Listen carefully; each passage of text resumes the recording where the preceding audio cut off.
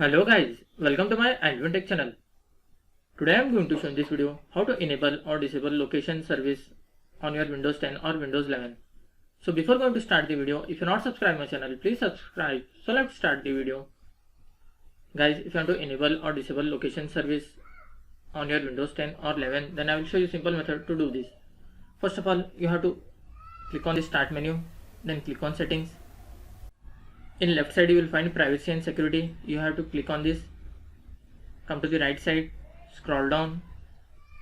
You can see under app permissions you will find location. Click on this location. Here you can see location services. If it is disabled, you just need to enable this option. After enabling, here you will find the apps which you want to allow the access for the location. If you want to allow for some of the apps, and if you want to don't allow for some of the apps, you can enable or disable your customized location from here. Suppose if you want to allow the location for your camera, then toggle it to enable.